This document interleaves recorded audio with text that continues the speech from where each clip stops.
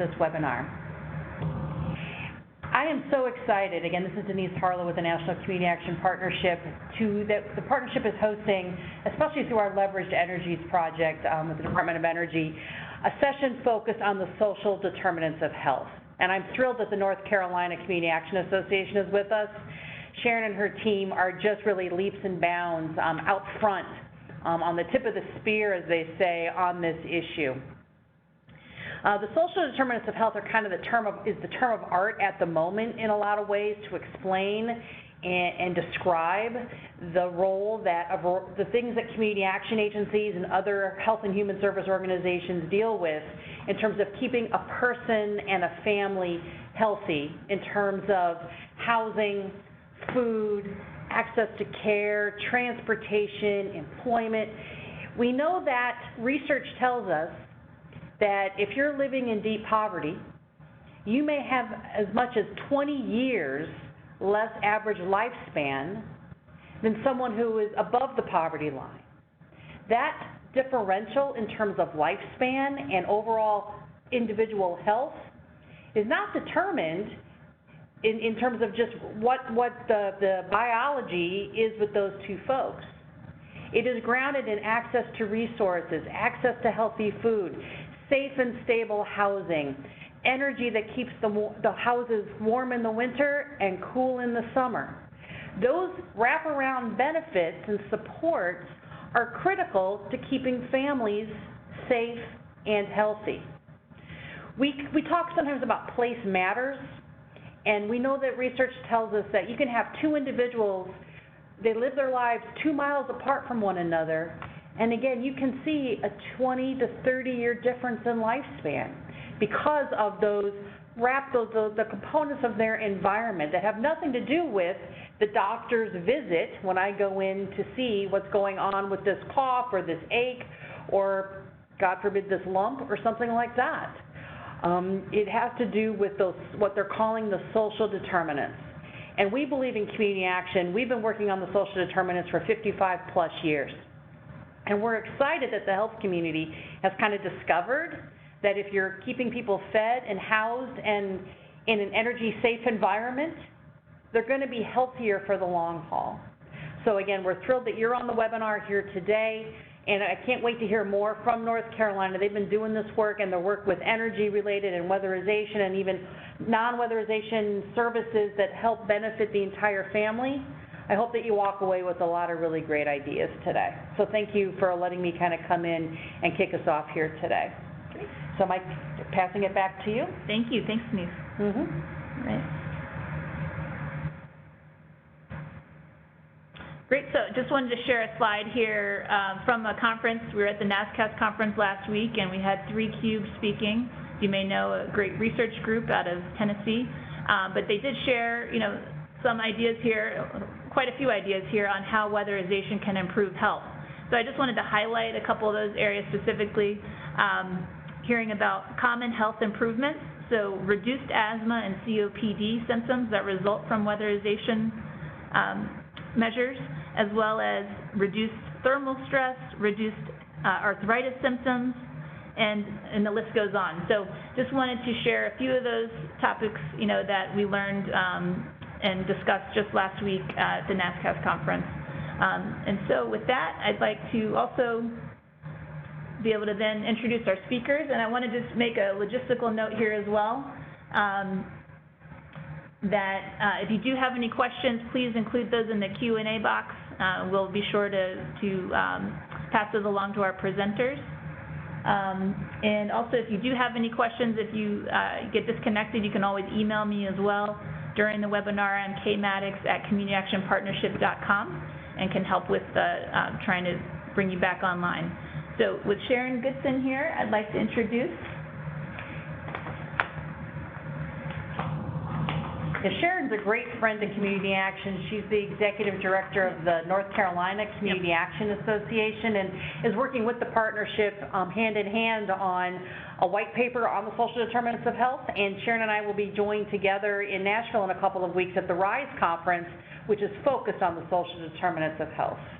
Great. So just to share a little bit more about her bio, as a results-oriented, visionary, and compassionate leader, Sharon C. Goodson brings more than 25 years of experience from the public and nonprofit sectors at both the local and state levels to her leadership as Executive Director of the North Carolina Community Action Association. And for more than 10 years, she has guided operations, advocacy, fund development, and communication, as well as fostered public and private alliances to help carry out the association's mission and the promise of community action. And under her leadership, she also manages SECA, the Southeastern Association of Community Action Agencies, an 8-state research and policy development organization that provides professional development, education, and training to the governing boards and staff of community action and limited purpose agencies in the states of Alabama, Florida, Georgia, Kentucky, Mississippi, North Carolina, South Carolina, and Tennessee.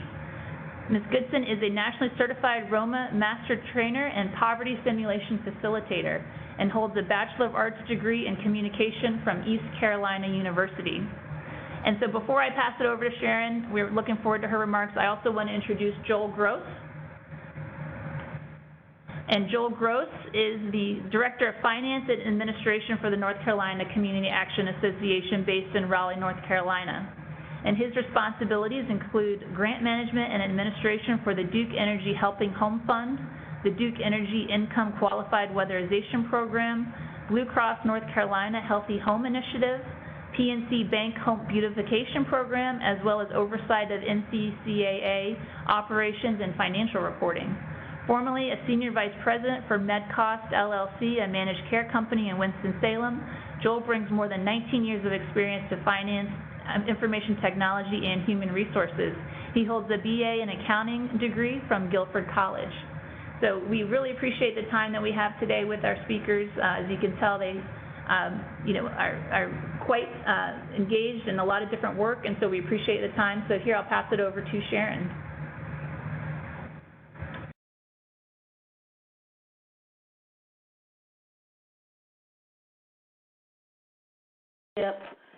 We are so grateful to have a team like the team that you lead for our network of organizations, community action agencies across the country.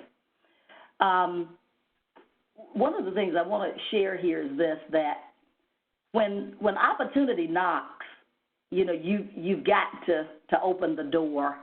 And for us, because we were just thinking if we didn't open the door, somebody else would.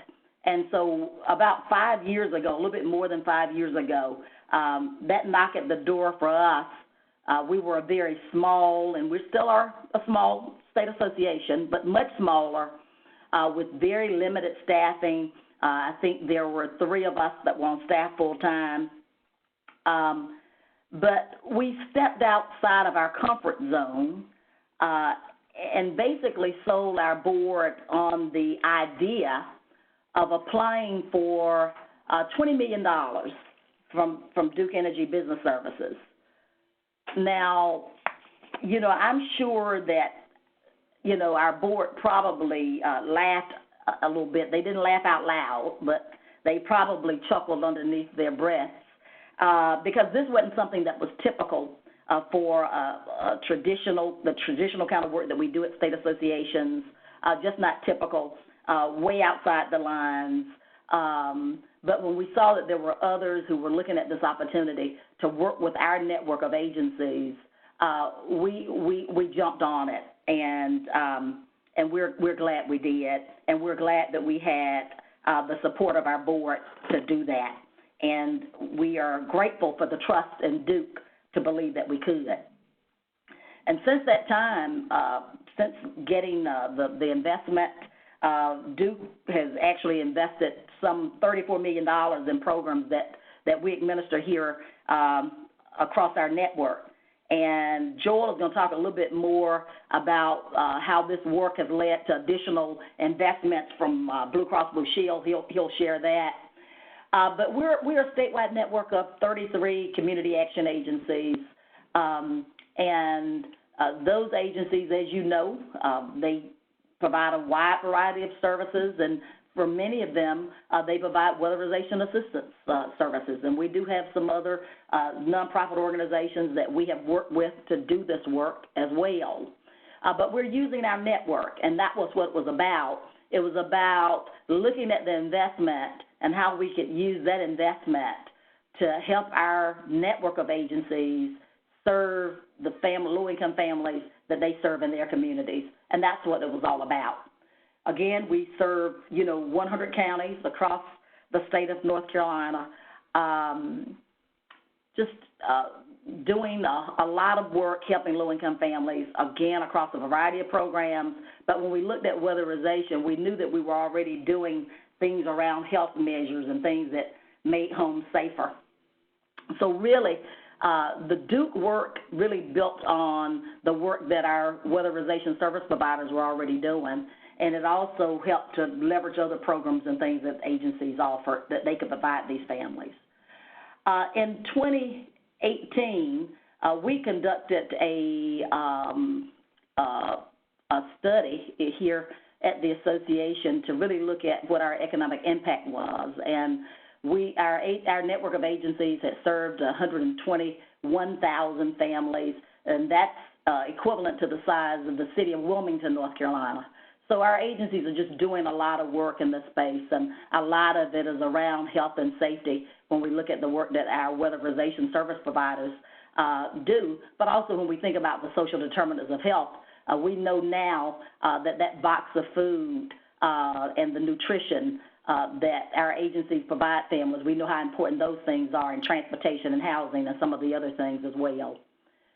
That economic impact study really was eye-opening for some people. Here at our network, we realized our value, but as you know, we've been a best-kept secret for far too long, and I think people are starting to wake up to the impact of the work that community action agencies do across this state and nation every day. And that economic impact study revealed that with about $18, $19 million investment, that our agencies were leveraging some $450 million. And that's a good investment, I think, regardless of how you look at it. And so I am going to let Joel hop on and to talk just a little bit more about the incredible work that we've been able to do here in empowering our agencies, giving them the resources and the support they need to be able to help families across the state. Good afternoon. It's good to be with you. I want to give you a little bit of background on the Helping Home Fund, which was the $20 million investment by Duke Energy. We were very fortunate to do that. It was a completely different model. The goal, it was not energy driven. So the unique utility funding, we did not have to produce energy savings, which was an amazing opportunity for our agencies. The goal was to reduce deferrals and assist families that previously had been weatherized who were excluded from additional assistance, and then inefficient fuel systems to convert them over to efficient electric systems. We were able to go through those funds and stand it up and spend that money in about 26, 27 months. We were able to service 3,500 homes, and of course we leveraged WAP funding, $17,250,000 in corporate funding, and then $234,000 from housing finance. Because it was a non-energy based or non-energy justified expenditure, Duke engaged Advanced Energy to evaluate and see, okay, what were the results that we were achieving? Because again, in traditional energy programs, as many of you know, you have to show the energy savings. Since this wasn't driven off energy savings, they wanted to know what results that we got out of that. So we participated and supported that independent evaluation, and we were surprised that basically they said that homeowners felt safer, more comfortable, and healthier in their homes, and reported financial savings that would allow them to pay for other necessities, which again was surprising. But the good thing about this evaluation was that they put numbers to it. So to our knowledge, it was the first time that someone had put dollar value of the work that Community Action does that often you can't just say this is the savings. So from the slide here, you can see that we spent an average of, at the bottom of the graph, $5,152 were spent from the Helping Home Fund on average. We leveraged $4,972, giving us a total expenditure of about $10,000 per home. Then moving to the top of the graph, the energy savings were $5,000 of that, but the non-energy benefits turned out to be $10,000, according to the independent evaluation, and particularly the health benefits were around $4,000, almost $5,000. And, of course, that really caught my attention because my background was not community action. My background was not weatherization. My background was managed health care, where we had a staff of case managers trying to impact health outcomes. And for me to see these numbers come in with this evaluation of health and safety benefits was really caught my eye and just fell in line with the focus now that is turning to social determinants of health and the impact of what that makes on a person's well-being and health. So basically they surveyed a large percent of the homes that we had serviced, and basically what the homeowners were telling us after they completed the weatherization, such things as, I now take less medication. I'm going to fewer doctor visits. Particularly with asthma, COPD, their symptoms went down, which is a natural result of putting in a air conditioning system that cleans the air and gives standard controlled temperature year-round instead of the heat and the cold and kerosene heaters and wood stoves. So it really had an impact on that. A lot of talk in social determinants about mental health and just relief of stress and relief of homeowner stress. All of these things began the improvement in sleep and basically an overall well-being. And we didn't realize that a couple years later, social determinants of health would be saying the same thing, the results of what we had seen in the Duke program. This led, again, it's just like Sharon says, being in the right place at the right time and having that mindset that it's non-traditional, but we don't care. We want to go after it. If it helps the poor people that we serve, we need to figure out some way to make that available. So as our fate or luck or good grace would have it, one of the program directors in the Duke Helping Home partnership left their position in the nonprofit and went to work as a community and diversity engagement manager with Blue Cross Blue Shield of North Carolina.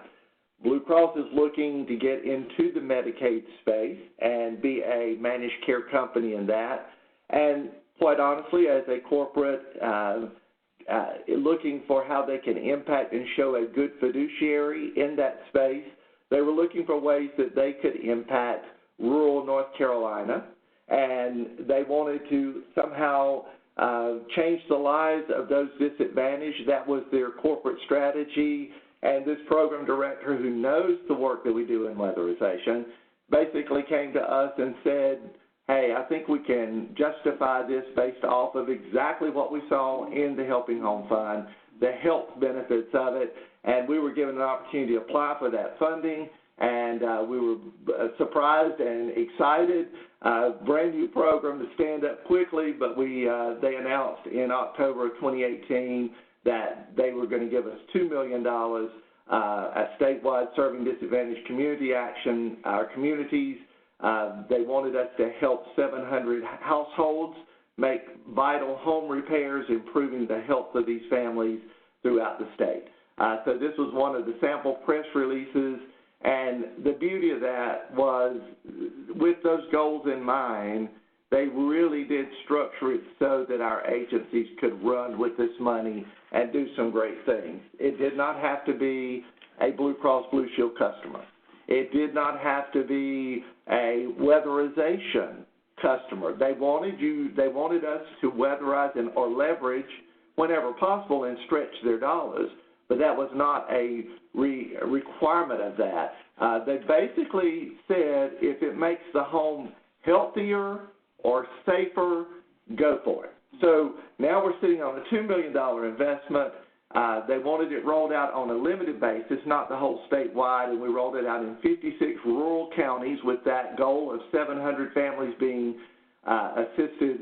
And our only eligibility requirement was that household income had to be at or below the federal poverty level.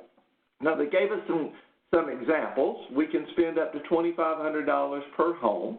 And some of the projects that they put out there were carpet replacements, which we love because carpet and old nasty carpet that's been down for 50 years is a contaminant in the house, especially if you're dealing with breathing issues. And in North Carolina, there was no other program that could go in and replace that carpet with hard surface flooring and get it out of the home. So that was unique, but then it also allowed us to do interior pest control, deep cleaning of the house, any ventilation, air purifiers, CO2 smokes, anything to make it handicap accessible or remove the risk of fall, anything to address moisture, and duct cleaning, filter changes. This is just a sample list, but our goal was anything that's going to make that home healthier, air, or safer for its residents is fine. We don't have the structure where you only got to do this, and you got to have a priority score where you got to do this before you do this, or it's only got to be a weatherization. So it has been a phenomenal opportunity for us to assist not only those that we are targeting for weatherization, but we are challenging our agencies to stretch and look, how can we help those in our communities with needs that might not be a weatherization? So this program allows us, and I think in the future, as we look and we continue to explore other health-based organizations investing in our community that we serve, that you want that flexibility that it can do all things, because again, that our program will allow us to, again, leverage weatherization funds. But it can also help us address somebody in our Head Start centers that we see the children coming in with filthy clothes or breathing issues that need something, or we get something from just a senior citizen that has fallen or broken a hip, and they need to make their home safer on the inside. We can take the $2,500 and basically address those needs. You might come back and weatherize it in 6 months, but we can address it today. We're not bound by they've got to have a priority score to jump ahead of somebody else. The only requirement for us is 200% of poverty, and we're very fortunate that our hands were allowed to not be tied down by a lot of program restrictions and qualifications. We've had it since October of 18. We've serviced 309 families. 68% of these have been with seniors over the age of 60 living in them. 18% of these homes had minor children living in the home. One thing that Blue Cross, being a healthcare provider, wanted us to kind of track and see what impact that we're making on those with chronic health conditions. That could be cancer, that could be stroke, it could be heart disease, epilepsy, Alzheimer's, mental health issues, any chronic health condition. So it is not a prerequisite of this program that they have a chronic health condition, but we are tracking that information because being a healthcare provider, they'd like to know how many families that are battling both chronic health conditions and poverty that we have been able to service. So 53% of these 309 homes have family members that have one or more chronic health conditions in them. So we're excited about that impact as well. 85% of these families were using leverage funding, and we were able to stretch those Blue Cross dollars there. I want to just give you some examples. A picture's worth 1,000 words. In Johnson County, we had a senior citizen. This is not a leverage opportunity. This was a standalone where the agency found this senior citizen that had the healthcare community had given him a nice or provided a nice motorized wheelchair, but then they didn't look at the whole picture. He didn't have a way to get in the house. It's nice to have that motorized wheelchair, but without an accessible ramp to get in the house, he was almost putting his health more at risk to try to get in and out of motorized wheelchair to be able to use it inside the home. And so if it's not, then he wasn't able to use it. So we were able, with our $2,500, to build this handicap accessible ramp. Now he can go and come both inside the house and outside the house. So it's a great example of what we were able to do with these funds. Here is a leveraged program. Here, clearly you see on the left that the home did not have safe egress to the house, and it was keeping them from weatherization. We used the Blue Cross money basically to build this nice entrance, safe entrance, which then freed up our agency to be able to go in Onslow County and put a new heat system in, put insulation in the home. And I have the opportunity to, as part of our QA/QC, to do outbound calls to all of the 300 families. I've talked to most of them, and to talk to this lady and realize that she had never had an energy-efficient system, and you could just see the relief and lack of stress in her voice, because now she has an energy-efficient home that's safe for her to get in and out. A lot of things that we're seeing we're allowing seniors to age in place because we are taking care of conditions that would have driven them to an assisted living facility or a Medicaid facility, and now we can let them stay in their home by these measures that we're installing, and with some outside agent or assistants coming into their home, they're able to age in place, and it takes a strain off of both the healthcare system, but it also gives them much better quality of life and extended life because they're much happier than being put in a facility. This last one was a great story. I mean, it almost got me a little misty when I realized what this agency found. This elderly senior couple had taken in their son who had cancer, and he brought his 3 minor children with him, and they were clipping right along, and suddenly their heat didn't work when it turned cold. The agency went out to investigate and found that they had 30 feral cats living in the crawl space. It was a toxic environment. The cats had, there were dead cats there. There was, it was a horrible situation. Now, our $2,500, we had to the agency hired a hazmat team to go in and actually fumigate and repair the ductwork so that the heat would work again.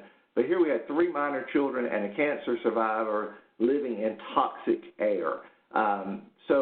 I think the cleanup project was around $6,000, but again, our $2,500 paired with other funding, and our agency was able to put those together and treat those homes. And again, talking to the people, following the work that was completed, it's just amazing the impacts that we're able to do. So we're kind of in the best of both worlds. As a result, we're very excited that I think last week, Sharon, we were able to do a press release with Blue Cross Blue Shield. They are going to invest another $8 million in the community, and because of our success with the Blue Cross Blue Shield Healthy Home Initiative, we are getting an additional $1 million, bringing their total investment in our work up to $3 million, and through that investment, we will now be able to roll this program out to all rural counties in North Carolina. It's still not going to be offered in the large cities because there is funding in the cities, as you all well know, that's not available to those living in rural America. And so this is a blessing to our agencies, especially serving these rural communities. So that's kind of where we are. It's kind of how we evolved to get here, but we are so excited to be playing in this space. Sharon will tell you about other things that are going on in the state that I think down the road we will get more opportunities to be in this space, but we've got to be ready and creative to be ready to expand our services and to take advantage of these funding opportunities. Catherine, if there's questions or anything, we can stop or we can hold them to the end. You let me know what you prefer. Thank you. How about we take a minute for questions? We have a few. So thank you. So for the Duke evaluation, folks wanted to know how many people have participated in the survey related to that. I think that, again, the independent evaluation, I think that they had around 30% that they were polling of the people that received services, and it might have been higher than that. I forget the exact numbers, but that was all controlled by them because they wanted a statistically valid sample. Some of them, they did outbound calls directly. Some of them received paper surveys to make sure that they were sampling some of every type of service that we provided. Again, Advanced Energy being an independent evaluator and statistical analysis company, we were basically just, they would tell us what they needed and we were feeding it to them. We had no control over how that evaluation was going to be done. It was totally independent of both Duke Energy and NCCAA. Great. And there are a couple folks definitely interested to see a copy of the evaluation if that's possible. Okay. Yeah, Catherine, I sent you a copy of that. It is public information. Of course, you can disseminate it, or our email address is on there. They could certainly email me directly, and I can put a PDF copy of that to them. Okay. Yeah, I'll plan to send it out along with your PowerPoint and a recording of the webinar. So we'll plan to do that. Sounds great. And then some folks were curious to hear a little bit more about some of the in-home activities that you implemented through the Duke project. It sounds like you mentioned some through the Blue Cross, but if you could share a little bit more about some of the work, the measures for the Duke money. Yeah, okay. So in the Duke program, you've got Tier 1 measures, health and safety measures. Basically, it's changed and evolved a little bit. But the way the original Helping Home, then we got a $2.5 million additional investment, and that was in 2017 called the Helping Home. It resulted from another acquisition merger that they had with a gas company. And then in 2018, there was an additional $2.5 million through a rate case in one of the territories that they serve that we got.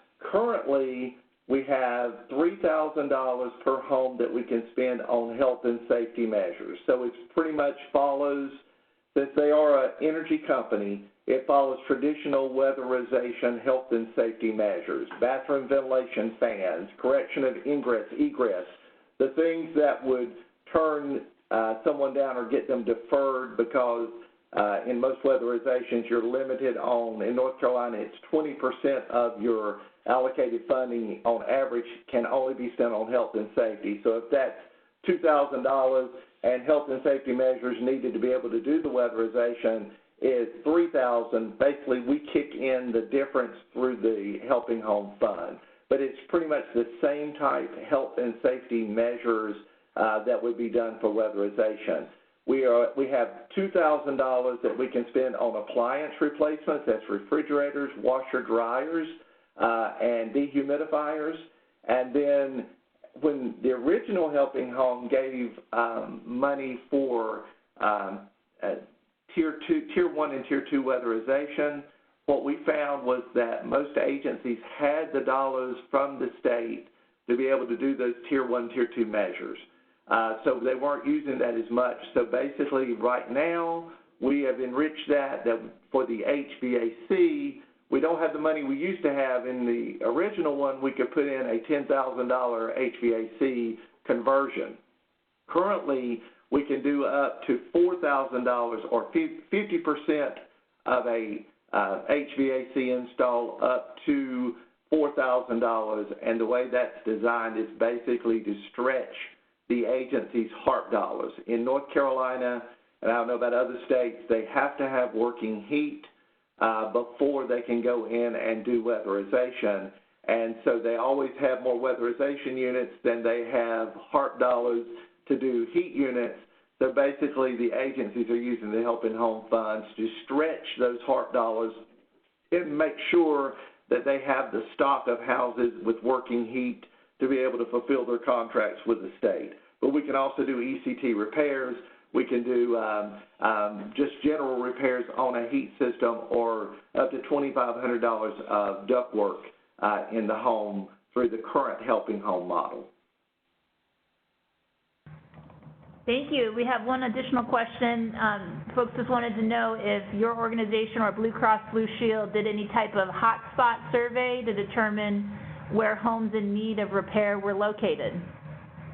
We basically just did our allocation based off of census data and some agency impact on where the low-income residents were. Because, again, when you've got $2,500 per home, and again, I think we could have done that, satisfy them. They want to know where the where low-income families resided. We did a complete census study and then took out the big cities that they wanted excluded, and here's where the residents are. And then they did both the limited now and the rollout, because, again, they're just wanting to make impact on the communities, and they're wanting to spread their love all over the state. So we wanted to make sure that every county had opportunities to get some benefit on that. Great, thank you. And we still have actually a few more questions that came on. So if you could share what initiated Duke to start the Healthy Home Fund, and who or what influenced their decision to pursue a program? To be totally honest with you, this actually came about, we found out about the fact that they had a RFP out. But to be very honest with you, we started building some relationship with a Duke representative that we met at a conference. Actually, it was a conference being hosted by NCAF in St. Petersburg, Florida. And I just happened to be at that conference, and I had been introduced to some Duke staff in that area, and I was just participating in the conference, just doing what we do when we go to conferences and being engaged. And some of the folk who worked at Duke said, we want to introduce you to our manager. And really, we just started a relationship, and we found out what Duke was in the process of doing, and also found out that there were other organizations who were coming into the state who was, preparing a proposal, that wanted to submit a proposal, and some of those folks talked to us. And really, at that time, we had not made a decision, really didn't even realize it was something we needed to look at until we start realizing that if we're going to let other people come in and work with our network, why can't we do this ourselves? And so really just start giving it more thought as other companies talk to us about their plans.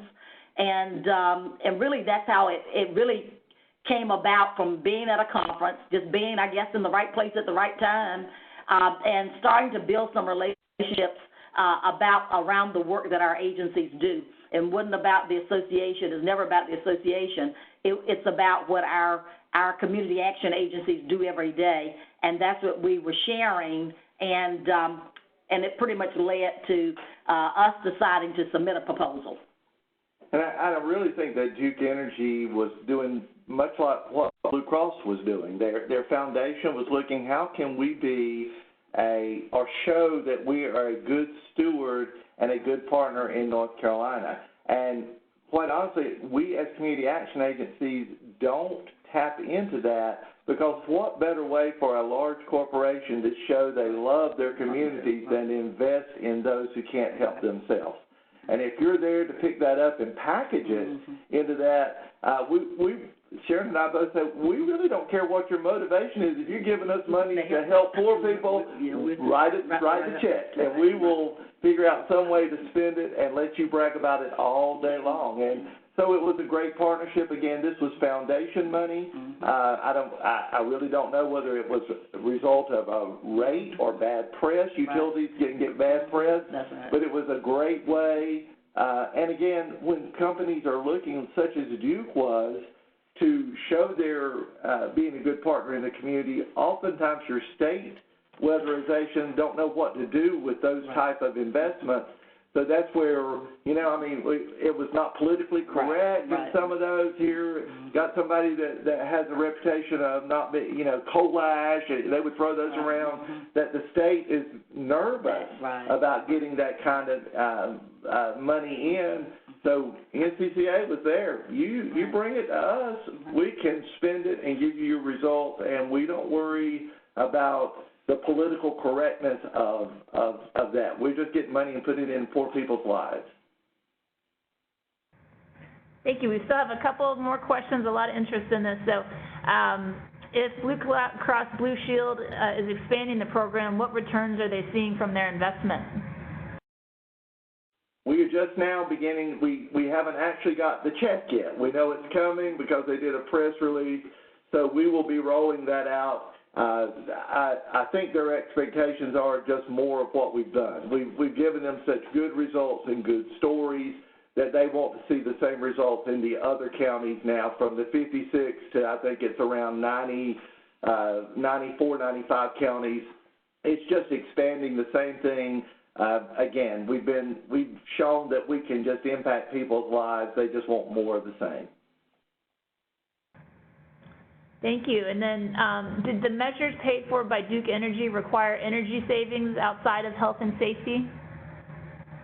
That was the beauty of the original Helping Home Fund, is doing the right thing, and we can do the work even if it's not going to bring a reduced power bill. So in other words, the Helping Home Fund was one of the few utility programs where we could replace a wood-burning stove with electric system. We had senior citizens that were not able to chop wood for their wood stove or afford somebody to bring the wood in, and the only way that those seniors were able to stay in their home was to have a working heat system. Year over year, their power bill went up because now they're using electricity to heat the home, but it was a lot less expensive on them than what they would have been paying for wood to be delivered into their home, and they couldn't physically carry it. So that was the beauty of that. It did not have to be energy justified. Some of the programs that we administer they have an income qualified weatherization program that we also administer for Duke, that we have to choose homes for that their evaluation, because it's ratepayer dollars. When you use ratepayer dollars, you have to show that you're taking power off of the grid and avoiding having to produce additional facilities to produce power. So we administer both, but the Helping Home Fund clearly allows us to do the right thing. And could you share a breakdown of what Duke pays for? Yep.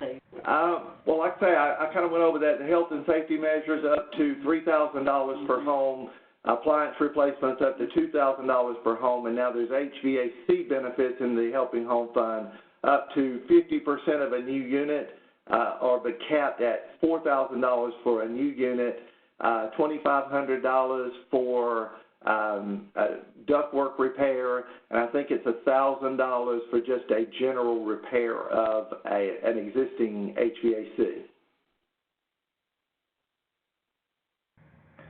Great. And then just to clarify, so did the Duke Healthy Home Funds come from shareholder funds or ratepayer funds or foundation funds? We just wanted to clarify on that. Shareholder foundation funds. They did not come. The Helping Home Fund is not ratepayer dollars whatsoever.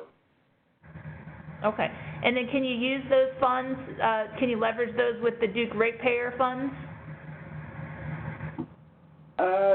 It's more of the leveraging with state weatherization. So Helping Home Fund will kick in, but we have to,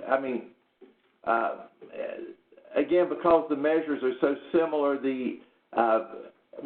currently we have Helping Home Funds in the counties where ratepayer funds are not available, and we have ratepayer funds available in the counties where Helping Home. So we do not cross over those. But at one point in our evolution of this, we did have both Helping Home and ratepayer dollars. The agencies tended to use the Helping Home Fund to remove deferrals and do the work that others wouldn't, and use the ratepayer dollars to pay for true energy savings measures. So you could have some homes where both of them work together, but usually it was basically the Helping Home kicked in to get rid of the health and safety barriers, and then some ratepayer dollars to be done on the true weatherization measures. So it was a case-by-case basis, but right now it's a clear segregation in that we don't have the two funds don't collide. They're in different parts of the state, and different agencies administer each one, depending on what county it's in. Thank you. So I think that's all the questions we have for now, but we want to make sure to hear about the rest of your presentation. So we'll pass it back to you. I'll turn it back to Sharon. So, this has been really fun stuff, and it always feels good when we're able to secure the additional funding that our agencies need to help fill some of those gaps, to help people to be able to live healthier and safer lives. And so we're excited about it. One of the things, and this is something that we are very excited about, in November, the North Carolina Department of Health and Human Services released the RFP for a 5-year demonstration project, Healthy Opportunity Pilot Project. And basically that project has come about because the Centers for Medicare and Medicaid approved North Carolina's request for a 1115 waiver to do a 5-year demonstration project in our state. And pretty much what that will do is it will allow us to do a demonstration that moves from fee-for-service to managed care. And so, of course, being that this is, and we're already in the space, and as Denise said, community action agencies have been doing the social determinants of health for 55 years. And so when we really looked at what this proposal was about, it really is about addressing the social determinants of health. And when we know that data tells us that 80% of where a person lives, work, play, and learn, that's where you get the greatest health outcomes, and that we know that 20% of it's clinical. And so we know that we've been doing the 80. And so we looked at this as being a good opportunity for us to apply to be a healthy opportunity pilot. So what the state is doing, we submitted that proposal. We got it again November 5th, and we turned it in. It was we finished it up and got it in by the February 14th deadline.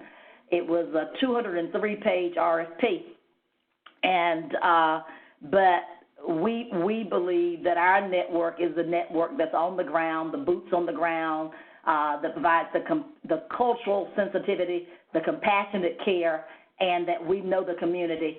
And so we thought that we were a right fit for it. And so what it will do is provide $650 million over 5 years for up to 3. Initially, the state had said 4. It looks like it's going to be up to 3 organizations to be lead pilot entities. And these lead pilot entities would be working with community-based organizations, nonprofits called human service organizations. And so what the lead pilot entity would do would provide training, technical support, help build the capacity of nonprofits in communities to provide assistance around housing, food, transportation, interpersonal violence, toxic stress, and I believe transportation. So again, it's the social determinants, it's the space and the stuff that we've been doing. And so what we did is we identified a pilot region that consists of 7 counties. that we're going to be working with 4 of our community action agencies, and it doesn't mean that other agencies in other parts of the state, they could have very well, and we encourage them to, that if there were others applying to be lead pilot entities, for them to look at how they could be involved in this as well.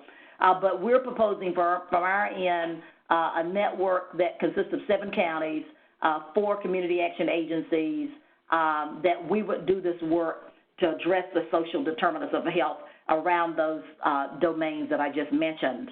$100 million of that. So the first year would be training and technical assistance, capacity building, and that would be $100 million to build the capacity of the lead pilot entity and the HSOs. And then the remaining funds would be used across those domains. The department is looking, again, up to 3 organizations. They're going to be doing rapid assessing, and the money will be going into the evidence-based strategies that work. And it's almost like Roma. If it didn't work, you cut it off and you put the money where it's working. So we are very excited about, being a potential healthy opportunity pilot. We believe in our application and what we submitted. We are one of 9 organizations. We were there when they opened up the RFPs to identify the organization. So we're one of 9 organizations competing to be one of 3 to do this work and serving the families that we've served for 55 years. And wow. The other piece that I want to share with you is this. So a part of this work is, okay, we've been doing all this work all these years, and what happens to all this data? And when a person walks into your agency, they got to go somewhere else and tell their story over again. Well, in North Carolina, we have the first statewide coordinated network that unites healthcare providers and human service organizations, NC Care 360. So when a person walks into a community action agency, they tell their story one time. And if they need food, our case manager can get online, if they don't provide it at their agency, and connect with someone within about a 5 or 6 mile radius and say, Jane is here, she needs food. Somebody on the other end picks up. They reply, send them to 123 ABC Lane, and we will handle it from our end. The person goes in, they get the food, it's closed out. So what's happening is this. This NC Care 360 is in 50 counties. It's rolling across our state where HSOs, community action agencies, are onboarding. Right now it is a free platform, but as they onboard, the state is taking notice. They have been watching what's happening, and believe it or not, they're impressed with the work that's being done by community action agencies. One of our smallest agencies, the secretary of NCDHHS, will be visiting with them. Actually, she was scheduled to be there yesterday, but we know something happened and she couldn't make it, but she's rescheduled to be there. And in all of our meetings, the work that our network is doing, people are finally taking notice. And so we've been talking about it all along. I mean, Denise, you know how we talk about this stuff, and we talk about this stuff, and it feels like people are finally listening, and now they will have the data to support the incredible work that agencies do, because all of this, as you connect people to other providers and these referrals, they're being tagged back to the agency to provide them, and as we pick them up, that's noted as well. And so now we'll be able to truly show the impact of North Carolina's network of community action agencies, and really the impact of what community action agencies do across this nation every day to help low-income people. So really, I think that's it. I hope that helps somebody, but we are truly excited. We're truly excited for what this opportunity, not just in being able to help low-income people, but also to be able to add very valuable players to our team with the work that Joel does every day. We don't take that for granted in being able to run and manage these programs and do them well. And so, we hope we said something to help you. what I want to do is encourage you to step outside of your comfort zone. This work has your name on it. This whole piece with the social determinants of health, it was designed for community action agencies. It's what you've been doing since forever. And let's keep doing it. Let's keep doing the great work of helping people to help themselves and each other. Thank you. Thank you so much, and we wish you well on the response to your application for the Medicaid project. So please keep us posted, and we'd like to support you in any way that we can. So it's very exciting. Thank you. And it sounds like then, I just wanted to flag there, it sounds like you mentioned that, the way that funding came about was through CMS approving the request from the state of North Carolina Medicaid office for what's called a 1115 waiver. Yes. So I know that's something I'm going to look into further and see if we can identify other states that might be also pursuing a similar type of waiver and be able to make sure to share that with those in their respective states. So thank you so much for highlighting this for us, and we hope that this is something that is, going to be taking place in other states as well, because we know tapping into that Medicaid funding will be critical yes. for our network. So great. And then I also just wanted to clarify on the Blue Cross Blue Shield funding, that is the foundation arm, is that right? That's correct. Okay. So we just wanted to clarify if that's which aspect there. So when folks are looking to potentially link up with an insurance provider, perhaps then looking to that foundation arm would be a first step. Yes, and in fact, we're pursuing even some hospital, we've been able to connect, again, the next step to connect with some hospital foundations and hospital organizations. Sharon and I met 2 weeks ago with a group of rural hospitals to let them know about our programs. Again, it's a source of funding, but a lot of these hospitals are sitting on foundation dollars that if we show that if they spend it in their community, we can have better outcomes for the people that they're serving to reduce how much they're having to spend of their money to treat and retreat. We've got the stats now and the results. We really feel like that there is an untapped market of funding that we can bring to our communities. Great, and then we had a couple of other comments here, questions. So one just being if you brought on a dedicated grant writer or support staff as you applied for the Medicaid pilot or the Blue Cross program. I did laugh at that. We have not brought on anyone. We will work with a contractor who we work together with our team here in putting together that proposal, but we did also bring in a couple of people from another team that if we're successful, that we will use their expertise in helping to implement that. And Sharon's being very modest. She didn't see her family during Christmas or Thanksgiving while she was here at the office putting that information together. So she's a hands-on director and did a remarkable job putting that project together. Wow. Well, thank you. And then we did just have a comment from some colleagues in Virginia just saying great information and what an amazing initiative. Thanks for setting such a great example and leading the way. So just wanted to share that as well. Well, you know, we want everyone, our community action family to know that, look, we're all in this together. And so when we talk about what we're doing in North Carolina, we're talking about the network across the nation and the incredible work that they do. So anytime we're doing it, you know, you can count on us if you're trying to do something similar. If there are questions that you have, we're all family. We're in this work together. So we are here to be of assistance as best we can. Thank you so much, and we're a little bit past time, so I just wanted to wrap up here. And actually, do you mind sharing real quick your email address, Joel, so that folks could reach out and make sure they have that? I'll also send it in an email, but in case folks want to write down your email. Right, it's Joel, spelled Joel, and the last name is Groce, but it's a funny spelling, Groce, at NCCAA, 2 C's and 2 A's, nccaa.net. Joel.groce at nccaa.net. Great. And I can also connect folks. My email's there at the bottom of the screen as well. But just wanted to share then a little bit here with the Community Action Partnership, and just wanted to thank you again for joining in today.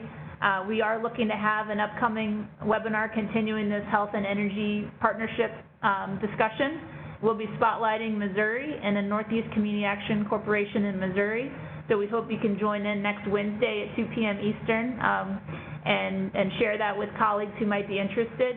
Those of you that are working on various health-related initiatives, we'd be very interested to talk with you further, and we could potentially look to highlight you going forward as well, and thinking about how we can support your work. And so please reach out and share your stories, and we'd love to support you. So other areas that we can assist with would be making sure to facilitate connections to peers across the country that are interested in the similar topics.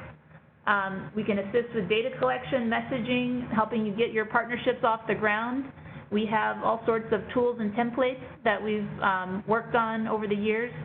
You may know Meg Power, who is our consultant, and she's been working in this space for many years and has a plethora of resources.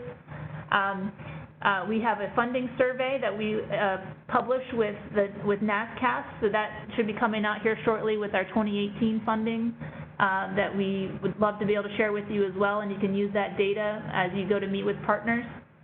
And so we have, again, various resources. I do want to highlight, I know solar is a hot topic, so we do have a community action agency in New Jersey that we could share information with you on, who has funding available for solar. So that's an example of another presentation that we've shared with the network, and would be happy to facilitate a connection there. So thank you again for your time today, and continue the conversation, and look forward to seeing you soon. And with that, we'll end our webinar today.